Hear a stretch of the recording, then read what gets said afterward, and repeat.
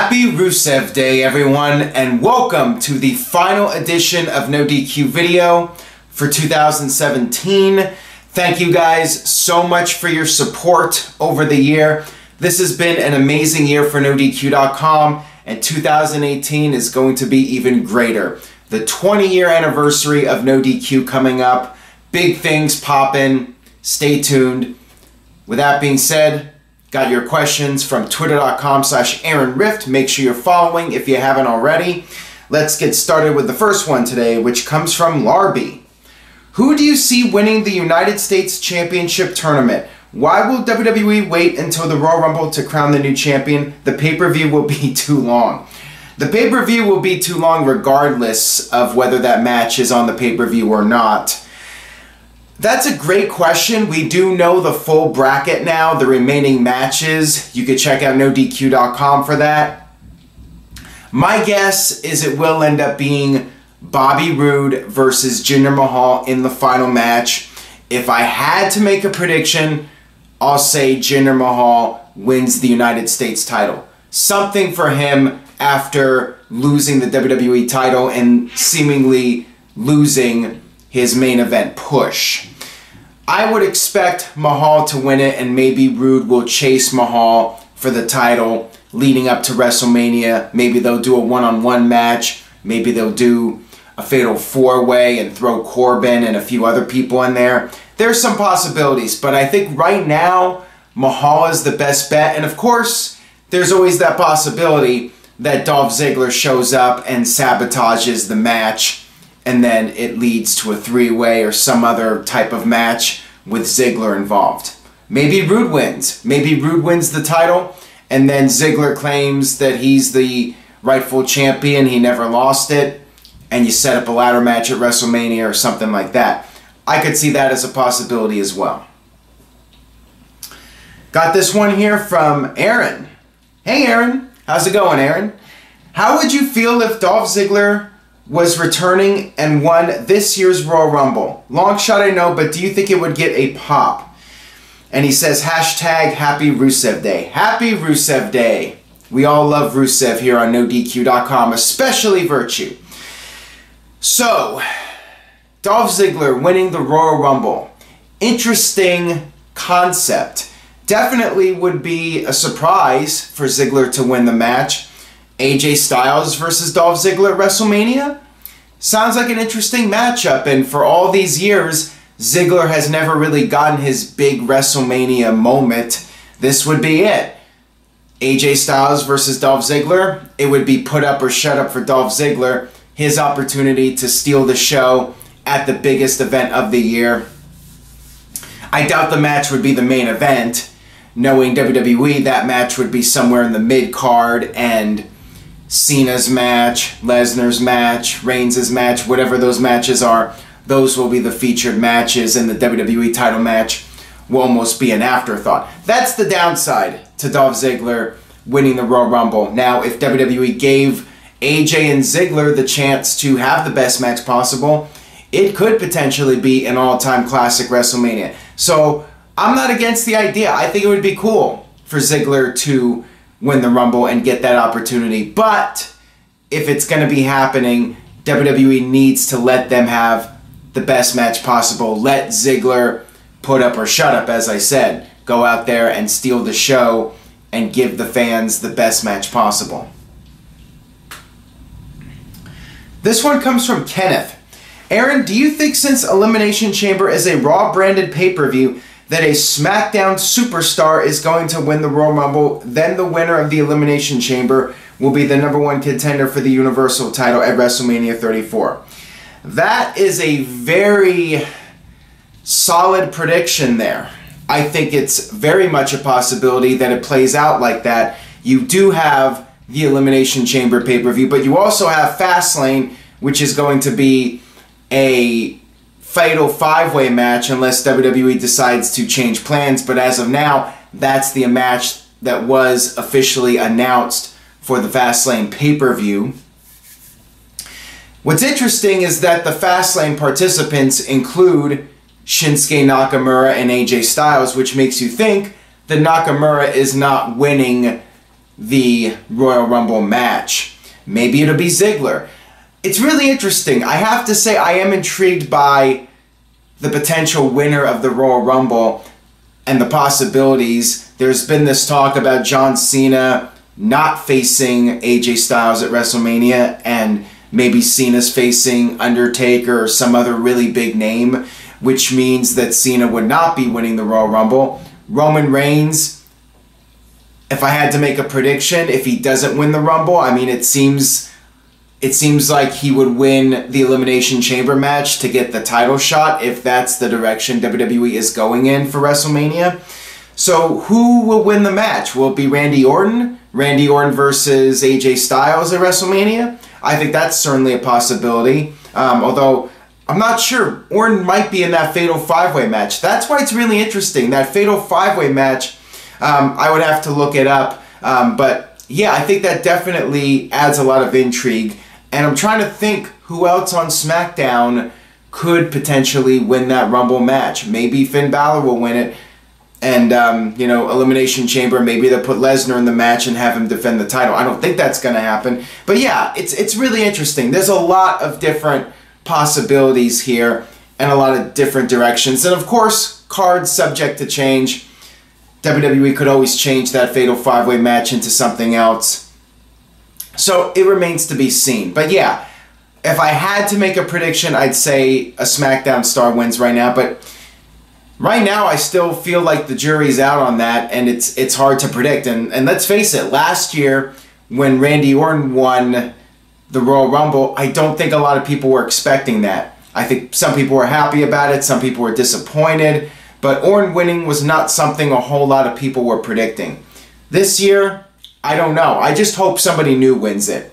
Ziggler would be fine with me because it would be something different. Got this one here from Sean T. Flick. To give Raw 25 a big feel to it, what do you think of Brock Lesnar having a match? Maybe he can squash Jinder Mahal or something. I don't think Mahal's going to get squashed like that.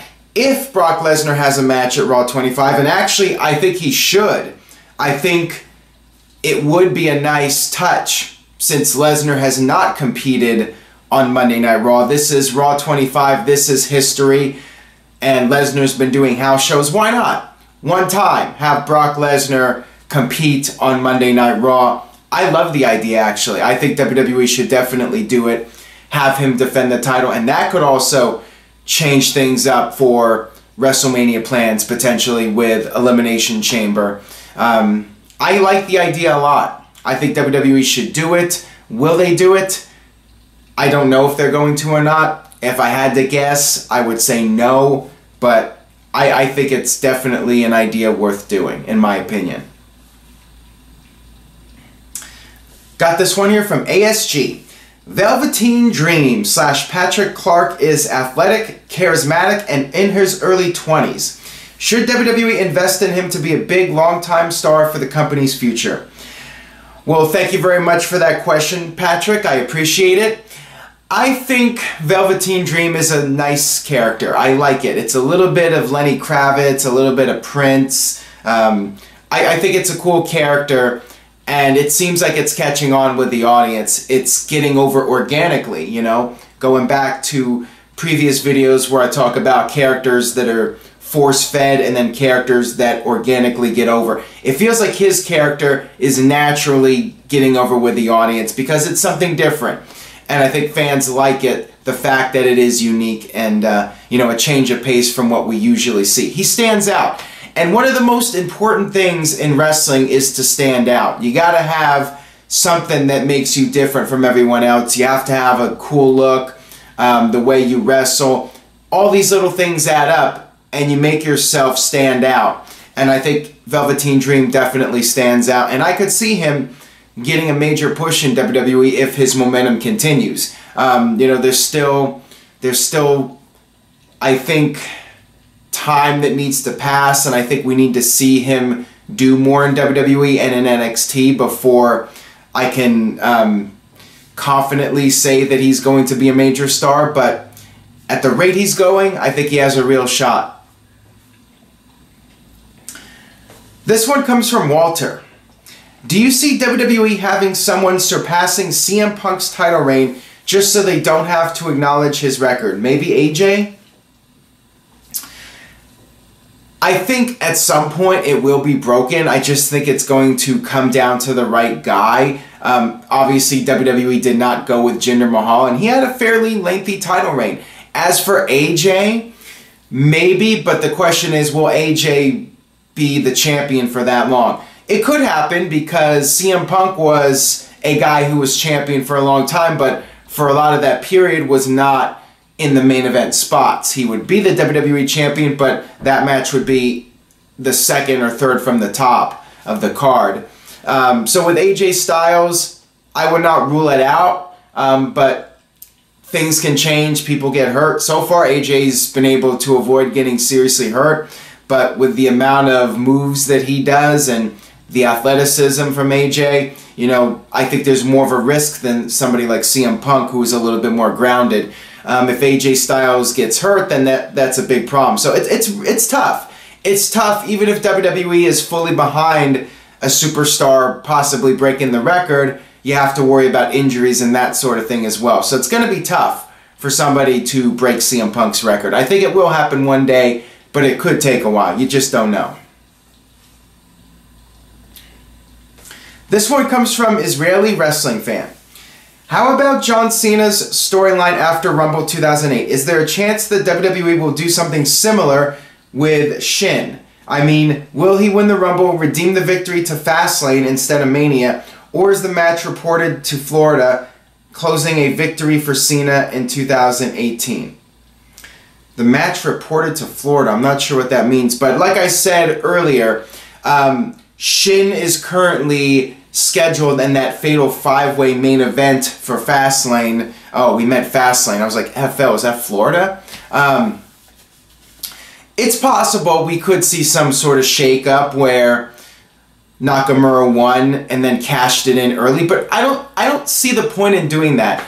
I don't see the point in Nakamura winning and then cashing in his title shot before WrestleMania and then teasing the fans that AJ Styles and Nakamura is not going to happen at WrestleMania. If WWE is in fact going to do that match for the WWE title, it should be at WrestleMania, and don't do any sort of storyline where he's cashing it in sooner and then you make it a... See, with John Cena, he did that storyline with Orton and then Triple H got into the mix and it became a triple threat for WrestleMania. And I think it should be AJ Styles versus Nakamura one-on-one. If Nakamura is going to win the Rumble, then just stick to that plan.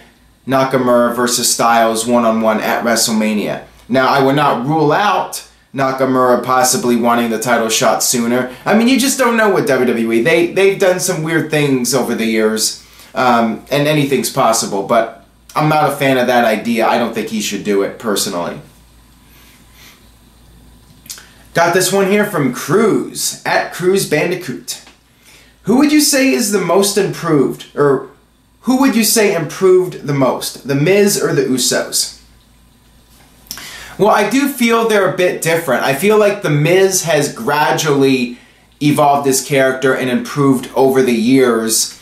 With the Usos, I feel like they had a drastic change in just a one-year period. When they turned heel, they really began to find themselves as characters, and in a very short time, they reinvented themselves and became a really hot act in WWE. The Miz was gradually getting better and better with each passing year, and 2016 he was great, and 2017 he was even greater. So they are a little bit different, so it's just a matter of your own personal taste, who you think improved, but I think as far as making change for the better in a shorter period of time, you go with the Usos. But overall, Miz just continues to be one of the best in the business, no doubt. Got this one here from Harvey. Is he Jeff Harvey? Instead of creating the Riott Squad, as a trio, do you feel putting Logan with Lana and Tamina and Ruby as a solo star and Morgan as an assistant to Carmella would have worked? Liv would be the face with a heel Carmella building a storyline future rivalry. I do think it was a mistake to have another trio on SmackDown just like Raw. I think all of us feel the same way, that it was too much of a copycat storyline. I definitely liked your idea of finding different things to do with the women. Obviously, WWE wanted to bring in all these new female stars to set up the Women's Royal Rumble match, which is what I pretty much expected when they came up. They were called up. Yeah, I like those ideas. I like the ideas of having maybe one as a manager, maybe having the other be mentored by somebody else, and then maybe having another just come in and be a competitor and challenge the champion or something. I think that would have been more interesting than just doing another three-person faction just like Monday Night Raw. Got this one here from Frankie.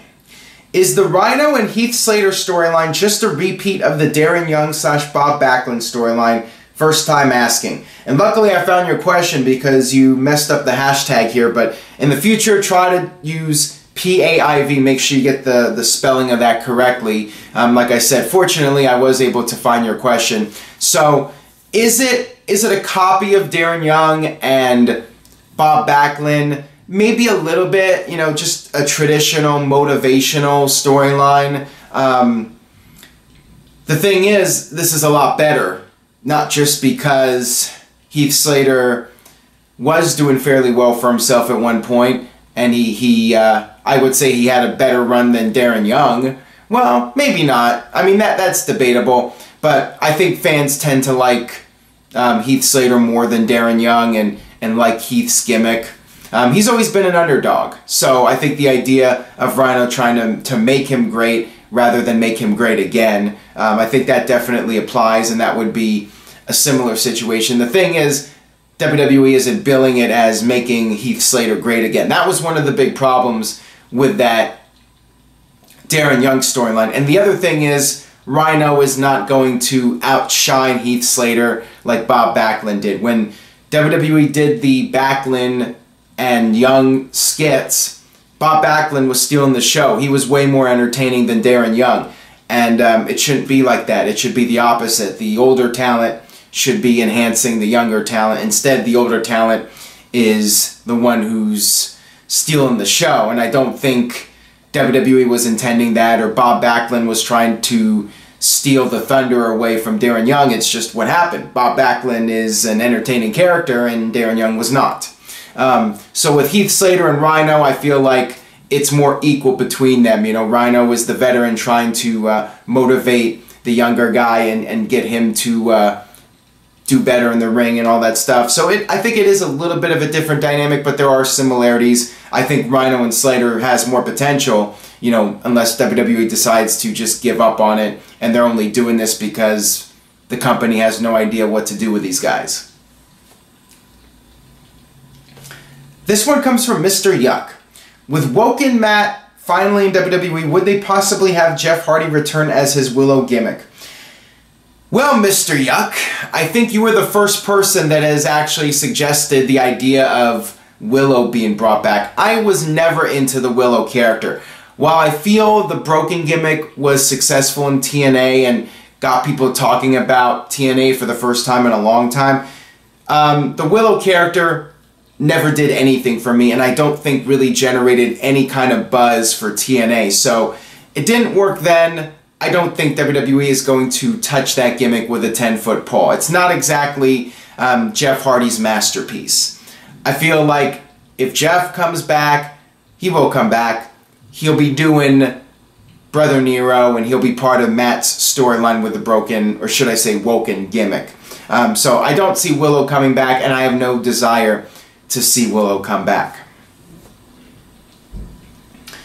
And the final question of the final NoDQ video of 2017 from Slow Motion. You always say that ratings went down after WrestleMania 17 due to Austin's heel turn. What about The Rock taking a leave of absence after WrestleMania? Rock's return in late July got the highest rated Raw that year. When Austin went out in late 99 through 2001, ratings went up with Rock as #1. That is a very solid point there. I do feel Rock leaving, no doubt, also played a role in the ratings going down. I think it was a combination of both.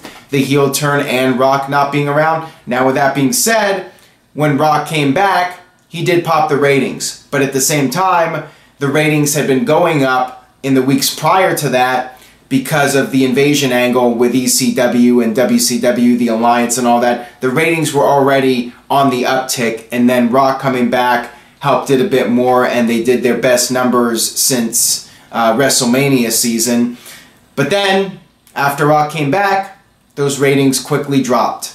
They quickly went down, so it's not like The Rock had that ability to stop the slump in the ratings and make the invasion work. The Rock could only do so much. As great as he is the great one. There's only so much magic that The Rock can make. And it just, Rock being there and the invasion, the WWE was not able to sustain the ratings. So it's not like Rock was a huge difference maker. He was a factor, but it wasn't like he was gonna keep those ratings high, you know, and the novelty of him coming back wore off, obviously. Alright, that'll wrap it up for this edition of NoDQ Video, the final one of 2017. Thank you guys for watching. I appreciate the support. 2018 is going to be great. It is the 20-year anniversary of NoDQ.com. Lots of things planned.